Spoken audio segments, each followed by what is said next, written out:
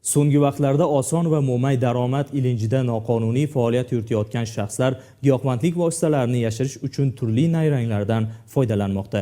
Poytaxtimizda o'tkazilgan tezkor tadbirlarda ham ana shunday holatlar fosh etildi. Jumladan, bir holatda giyohvandlik moddasi yogurt idishlariga yashirilgani aniqlangan bo'lsa, boshqa bir holatda xonadondan narkotik moddalari topilgan.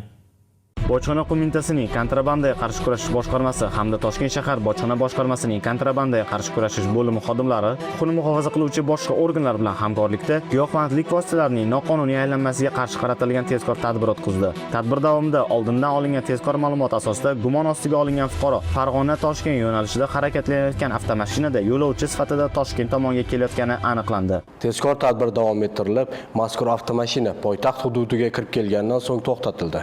Xolislar ishtirokida avtomashina va yo'lovchi ko'zdan kechirilganda fuqaroning yonida 2 dona yogurt idishi ichiga polietilen paketga o'ralgan holda yashirilgan umumiy og'irligi 267 gram bo'lgan giyohvandlik moddasi aniqlanib, belgilangan tartibda ashyoviy dalil sifatida olindi. Yana bir holatda esa Toshkent shahar bojxona boshqarmasining kontrabandaga qarshi kurashish bo'lim xodimlarini huquqni muhofaza qiluvchi boshqa idoralar bilan hamkorlikda bir xonadonda giyohvandlik vositalarini aniqlanganligi yuzasidan tezkor tadbir o'tkazdi. Tadbir davomida oldindan olingan tezkor ma'lumotlar asosida gumon ostiga olingan fuqaroning yashash xonadoni xolislar ishtirokida ko'zdan kechirildi. O'tkazilgan tezkor tadbir natijasida xonadonda 14 gram gashish, 1 dona elektron tarozi hamda giyohvandlik vositalarini iste'mol qilish uchun mo'ljallangan maxsus moslamalar aniqlanib, belgilangan tartibda ashyoviy dalil sifatida olindi. Yuqoridagi holatlar yuzasidan hozirda tergov harakatlari olib borilmoqda. Tergov yakunlari bo'yicha holatlarga qonunchilikda belgilangan tartibda huquqiy baho beriladi.